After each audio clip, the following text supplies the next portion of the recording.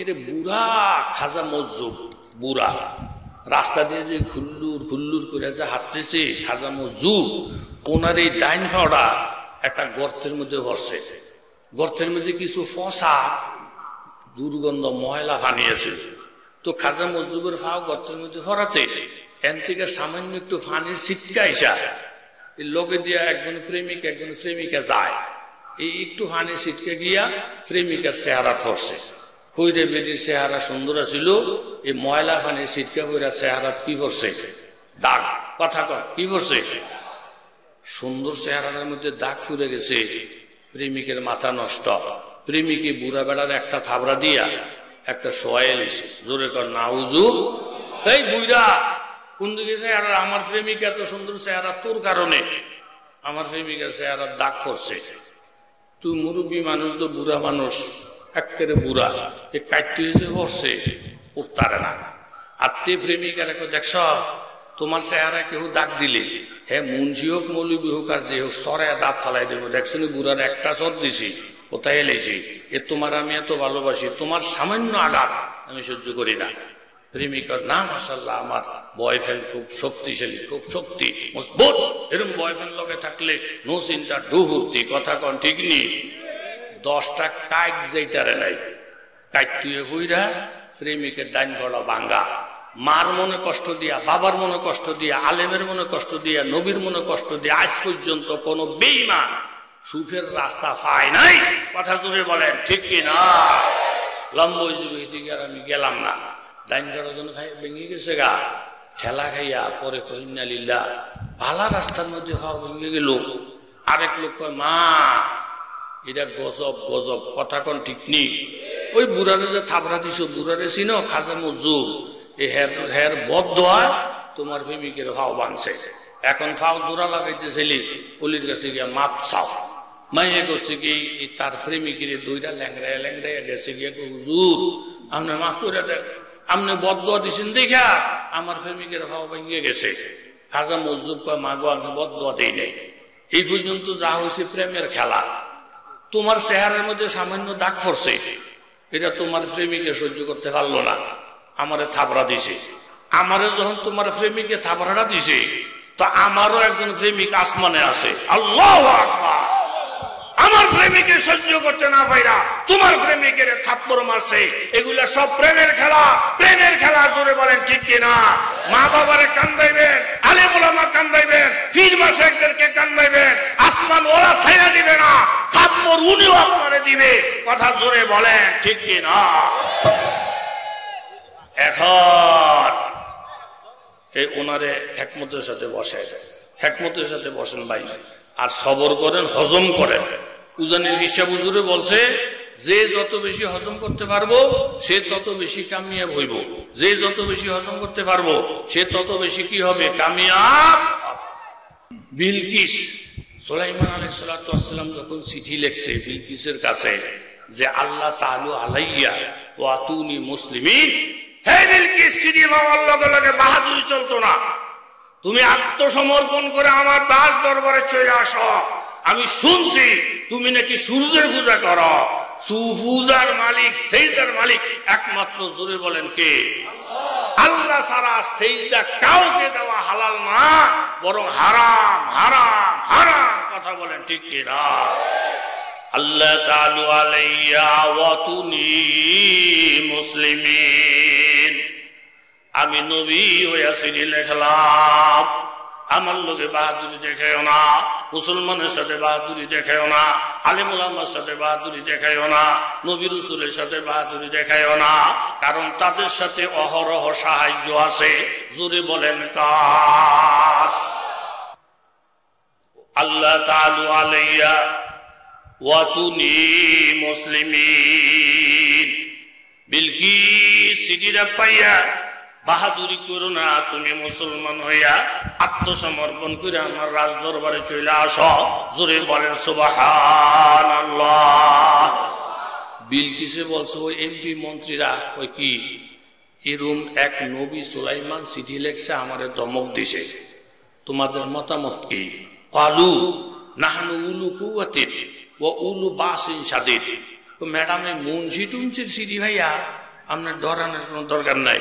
আমরা শক্তিশালী, আমরা অনেক প্রভাবশালী, এরকম মুন্সি মৌলবী গণার টাইম আমাদের নাই। জোরে কর নাউজু। বিলকিস যেই কথাটা বলছেন এটা হলো গুরুত্বপূর্ণ। বিলকিস বলে না, আমি একটু পরীক্ষা করব, যদি উনি সলিড পয়গম্বর হয়ে থাকেন, নিঃস্বার্থে যদি কাউকে দিনের কথা বলে থাকে, স্বার্থহীন, কোনো স্বার্থ নাই, কোনো মাকসাদ নাই, তাইলে ওনারে সোজা করার ক্ষমতা আমাদের তো নাই। ওই পৃথিবীর কারণে মুখলেস বান্দা যারা, তাদেরকে হেফাজতের দায়িত্ব নেয়। জোরে বলেন কে? पालता है बीज को मिट्टी की तारीकी में कौन दरियाओं के मौजू से उठता है साहब, किसने लाया खींच कर वो चिम से बादे साजगार, खाक ये किसका है ये नूरे आफताब, जहां तूफानों में फौज सुफीना डगमगाता है, यही कदरे खुदा होना खुदा मालूम होती है। बिलकिस বলল আমি ওনাকে পরীক্ষা করব, ইন্নী মুরসালাতুন ইলাইহিম বিহাদিয়াতিন ফানাজিরাতুন বিমা ইয়ারজিউল মুরসালুন, আমি সুলাইমানের জন্য কিছু হাদিয়া পাঠাবো, স্বর্ণ মুদ্রা পাঠাবো। উনি যদি সলিড নবী হয়ে থাকে, টাকার বিনিময়ে ঈমান বিক্রি করবে না, টাকা পাইয়া হক কথা বলা বন্ধ করে দিবে না। আর যদি সলিড না হইয়া থাকে, টাকা পাইয়া মুখ বন্ধ করে ফেলবি, হাদিয়া পাইয়া মুখ বন্ধ করে ফেলবি। টাকা পাইয়া যদি মুখ বন্ধ না করে, হাদিয়ার বিনিময়ে যদি হক কথা বলা বন্ধ না করে, তাইলে 100% গ্যারান্টি এই নবীর সাথে মোকাবেলার শক্তি পৃথিবীর কারো নাই। জোরে বলেন ঠিক কিনা? যেই সমস্ত আলেমরা হক্কানি আলেম, টাকার বিনিময়ে ঈমান বেচে না, এরকম হাতিয়ার বিনিময়ে ঈমান বেচে না, তারা যদি গরিব হয় বাবা, তাদের সাথে মোকাবেলা করতে গেলে স্বয়ং আল্লাহ তাদের পক্ষ হয়ে দাঁড়াইয়া যাবে। আমি ব্যর্থ হয়ে যাব, আমি ধ্বংস হয়ে যাব। মা বাবা যত দুর্বল হোক, মা বাবার সাথে মোকাবেলা করতে যাইও না। মা বাবার সাথে আল্লাহর গায়বী রহমত থাকে। মা বাবা এরকম চুলদারি যার সাদা হয়ে গেছে, দোয়াটা করতে দেরি, ওই দোয়াটা কবুল হইতে দেরি হবে না। মুরব্বীদের সাথে বেয়াদবি করো না, আলেমের সাথে বেয়াদবি করো না, আল্লাহওয়ালার সাথে বেয়াদবি করো না। এই জায়গার মধ্যে হাত বাড়াইলে হাতটা ভাঙ্গা যাবে, পাও বাড়াইলে পাওটা টুকরা হয়ে যাবে, মাথা দিয়ে ঠোকর মারলে মাথা ভাঙ্গা যাবে, পাহাড়ের কিছুই হবে না, তুমি ধ্বংস হয়ে যাইবা। বিলকিস বলল আমি হাদিয়া দিব, হাদিয়া পাইয়া যদি উনি মোর ঘুরাইয়া না দেয়, ওনার সাথে মোকাবেলা করা সম্ভব না। উনি খালেস পয়গম্বর। জোরে বলেন ঠিক কিনা?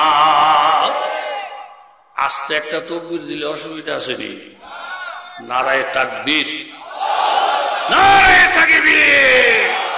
এখন দেশ স্বাধীন, বুক ফুলে আমরা কথা বলতে পারবো। এবং শুধু এই বছরের জন্য না, ভবিষ্যতের জন্য আমরা আশা করব, যারা আমাদেরকে বয়ান করতে দিছিল না, যারা আমাদের মাইক টেনে নিয়ে গেছিল, ওয়াজের পারমিশন দেয় নাই, আজকে তারা কোথায়? ইঁদুর পর্যন্ত ফলানের জায়গা পায়, ওই জালেমরা ফলানের জায়গা পায় না। একটা কুকুর গাছ তলায় ঘুমাইতে পারে, জালেমরা ঘুমাইতে পারে না।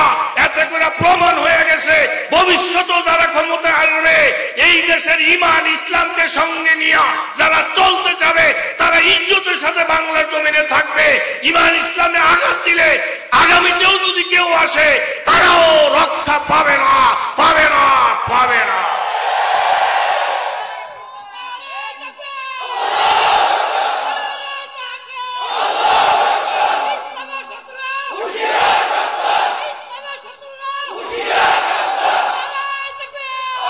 মাশাআল্লাহ, বেড়া আমরা বেড়া, দিনদার আপনারা বেড়া, এটা আমার দিলে সাক্ষী দিতেছে। এ পুরানা মার্কেটের আল্লাহ তুমি কবুল মঞ্জুর করো, প্রত্যেকের শত শত কোটি টাকার মালিক বানিয়ে দাও। এই লোকগুলা, দিনদার লোকগুলা যদি শত কোটি টাকার মালিক হয়, দিনের উপকার হবে, মাদ্রাসার উপকার হবে, আলেমদের উপকার হবে, গরিবের উপকার হবে। কথা জোরে বলেন ঠিক কিনা? একটা সংক্ষেপ, বিলকিস কয়েকটা স্বর্ণের ইট, কয়েকটা কিসের ইটা, অর্থাৎ কিছু স্বর্ণ, 100 গোলাম, 100 বান্দি, 3টা প্রশ্ন, কয়েক হাজার সৈন্য দিয়ে হারাইছে। যাও যাও, এই স্বর্ণটি যদি সুলাইমান নবী পায়, দেখবা যে স্বর্ণের লোভে ফইরা আম করে আর ডরেও কথা কইতো না। টাকার লোভে ফিরে যদি চুপ হয়ে যায়, ওনারে সিধা করা 1-2 এর ব্যাপার। আর টাকা গ্রহণ না করে যদি হক কথা বলতে থাকে, ওনার লোকে মোকাবেলা সম্ভব না, ওনার পক্ষে দাঁড়াইয়ে যাইব। জোরে বলেন কি? সুলাইমান নবীর কাছে খবর আছে তো, হুজুর ওই কি আমনে রে বিলকিসে স্বর্ণ দিয়ে কিনা লাগব, আধা মন স্বর্ণ ভাড়াইতেছে। সুলাইমান নবী কয়, এই কথা জোরে কয় মন? আধা মন স্বর্ণ দিয়ে একটা কাজ কর, 3 ফরসক রাস্তা।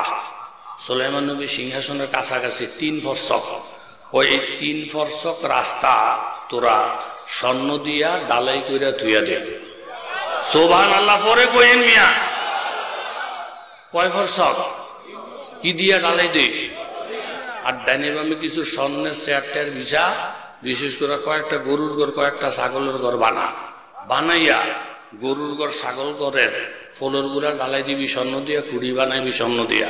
পরেরটা পরে কিরুম্মা বেডির বেডি আধা মন স্বর্ণ দিয়ে নবী কিনা লাইতো চায়। স্বর্ণের মালিকের লোকে যার অভাব আছে, এখানে যে এক এক ব্যবসায়ীরা আমগো খান সাহেবের থেকে লইয়া আগুম আগুম একটা গোডাউন দেখলে মাথাটা চক্কর দিয়া যায়। এরকম গোডাউনের মালিকের সাথে সম্পর্ক হইলে 3 পিসের অভাব পড়ব। হ্যাঁ, আল্লাহ বিলকিসের সৈন্যরা গেছে, গিয়া দেখে 3 ফরসক রাস্তা স্বর্ণ দিয়া ডালাই করে তুইছে। এখান দিয়া গরু কয় বে, ছাগলে কয় মে। হেতারা কয় কি রে, গরু ছাগলে বেবে করে কা? গেছে গরুর ঘর গিয়া দেখে পোলরটা স্বর্ণ দিয়া ডালাই করা, খুঁড়ি স্বর্ণের। আর গরু ছাগলের স্বর্ণের পোলরের মধ্যে পেশাব পায়খানা কইরা একেবারে থুবাইয়া ফালাইয়া রাখছে। তো হেতারা এখান থেকে টেলিফোন করছো, তো ম্যাডাম আপনি যে আধা মন স্বর্ণ ফাড়াইছেন, এই হুজুরে কিনা লাউনের লিগা বর্তমানে আমরা একটা গরুর ঘরে আসি, এখানে আইয়া দেখি এই দেশের গরু ছাগলে স্বর্ণের উপরে পেশাব করে আর পায়খানা করে। এটি কি নিতাম নি না হালাই দেব? পরে হালাইয়া দে, আবার কথা জিগায় চোরের ঘরে চোরেরা। নবী রাসূল করে স্বর্ণ দিয়ে কিনুনের কোন অবকাশ আসেনি। একেবারে কথা একেবারে সংক্ষেপ করি, তাড়াতাড়ি করে তোরা আয়, আমি নিজে যাওয়ার জন্য রেডি। জোরে কর সুবহান। সুলাইমান নবীর কাছে খবর গেছে, হুজুর আপনার গরু ছাগলের পেশাব পায়খানা দেখা এটি একটা অজ্ঞান হয়ে গেছে গা, এখন বিলকিস নিজে আইব। তো বিলকিস যখন আসবো, সুলাইমান নবী বলেন বিলকিসের একটা সিংহাসন আছে। কি আছে? সিংহাসন। এটা হইল আপনার 80 হাত লম্বা, তারপরে 40 হাত হইল ফাঁস, 30 হাত হইল ওসা, হীরা মণি মুক্তা দিয়া বানানো। 7টা প্রাচীরের ভিতরে তালা দিয়া, বেষ্টনীর ভিতরে 7 প্রাচীরের ভিতরে আছে, যে সে ভিতরে ঢুকার কোনো ক্ষমতা নাই। সুলাইমান নবী বললেন, ও আমার প্রজারা শোনো, ওয়ালাইয়া আইয়ুহাল মালাউ মাইয়াতিনি বিআরশিহা ক্বাবলা ইয়াতুনি মুসলিমিন। আমার কাছে খবর এসে গেছে, বিলকিস নাকি সরাসরি আমার সাথে মোলাকাত করবি। বিলকিস আমার রাজ দরবারে আইসা যাওয়ার আগে আগে আমার প্রজাদের মধ্যে এমন কে আসা, বিলকিসের এই বিশাল বড় সিংহাসনটা আমার রাজ দরবারে আইনা হাজির করবা। ক্বাবলা ইয়াতুনি মুসলিমিন। বিলকিস আসার আগে আগে সিংহাসন যেন হাজির হয়ে যায়, এমন কেউ থাকলে হাত উঠাইয়া দেখাও। ওয়ালা ইফরিতুম মিনাল জিন আনা আতিকা বিহি ক্বাবলা আন তাকুমা মিন মাকামিক ওয়া ইন্নী আলাইহি লাকাফিয়ুন আমিন। একজন জিন দাঁড়ায় বললেন, হুজুর আপনি যদি আমাকে পারমিশন দেন, বিলকিসের সিংহাসন আপনার রাজ দরবারে বানব। ক্বাবলা ইয়াতুনি মুসলিমিন, আপনি ক্বাবলা আন তাকুমা মিন মাকামিক, আপনি যেই মজলিসের মধ্যে এখন বসেন, মজলিসটা শেষ হওয়ার আগে আগে সিংহাসন হাজির হয়ে যাবে। এই ব্যাপারে আমার শক্তিও আছে, এই ব্যাপারে আমি আমানতদার, চুরি করবো না, দাড়ি করবো না। সুলাইমান নবী শুননা খুশি হয়ে গেলেন। কোথায়? মুলকে সাবা। ওই মুলকে সাবার থেকে সিংহাসন আনবে আমার মজলিস শেষ হওয়ার আগে। সুলাইমান নবী বললেন, এর থেকে আরো তাড়াতাড়ি আনার কেউ থাকলে আমার কাছে হাত উঠাইয়া দেখাও। ক্বালাল্লাযী ইনদাহু ইলমুম মিনাল কিতাব। একজন সুলাইমান নবীর শাগির্দ দাঁড়ায় গেলেন, হুজুর আমি আপনার কাছে লেখাপড়া করছি, আমি জিন না, আমি ইনসান, আমি একজন আলেম, আমার কাছে আসমানি আলেম আছে। হুজুর মানুষে তো জানে না আলেমের শক্তি যে কত বেশি, মানুষে তো জানে না আলেমের পাওয়ার যে কত বেশি, আল্লাহ ওয়ালাদের পাওয়ার যে কত বেশি, ইমান ওয়ালাদের পাওয়ার যে কত বেশি। আপনি যদি আমি আলেমকে পারমিশন দেন, আনা আতিকা বিহি আবলা আইয়ার তাবদা ইলাইকা তরফ, আমি বিলকিসের সিংহাসনটা আপনার সামনে এনে হাজির করতে পারবো, সময় কেমন লাগবে? বলে আপনি চোখটা খুলবেন আর চোখটা বন্ধ করবেন, এই চোখের ফলক মারতে যেই টাইম লাগবে এই টাইমের মধ্যে বিলকিসের সিংহাসন হাজির হয়ে যাবে। ফালাম্মা রাআ মুস্তাকিররান ইনদাহু ক্বালা হাযা মিন ফাদলি রাব্বি। হযরতে সুলাইমান আলাইহিস সালাতু ওয়াস সালাম চোখটা খুললেন, চোখটা বন্ধ করলেন আর চোখটা খুললেন, খুলে দেয় বিলকিসের সিংহাসন সামনে হাজির। সাথে সাথে উনি সিজদায় পড়ে গেলেন আল্লাহর দরবারে আর বললেন, হাযা মিন ফাদলি রাব্বি, এটা একমাত্র আমার আল্লাহ তাআলার ফজল, একমাত্র আমার আল্লাহ তাআলার দয়া। বিলকিস শেষ পর্যন্ত আইসা যখন দেখে সিংহাসন জায়গার মধ্যে আইসা হাজির, ক্বালাত রব্বি ইন্নী যালামতু নাফসি ওয়া আসলামতু মা সুলাইমানা লিল্লাহি রাব্বিল আলামিন। আমি সূর্যের পূজা করে ভুল করছি, পয়গম্বর সুলাইমানকে মনে করছিলাম স্বর্ণ পাইয়া হক কথা বলা তিনি ভুলে যাবে, কিন্তু স্বর্ণ তো দূরের কথা, স্বর্ণের মালিকের সাথে যার সম্পর্ক তার কোনো কিছুর অভাব নাই। আমি সূর্যের পূজা করে ভুল করছি, আমি আমার নফসের উপরে জুলুম করছি। এখন ঘোষণা করলাম আমি সুলাইমান নবী সহ আল্লাহর উপরে ঈমান নাই না, আমি তওবা করলাম আমার আল্লাহ ছাড়া, ঈমান ছাড়া কাফের মুশরিকের ফাঁস পায়ের দাম জমিনে নাই। জোরে বলেন ঠিক কিনা? নারে তাকবীর।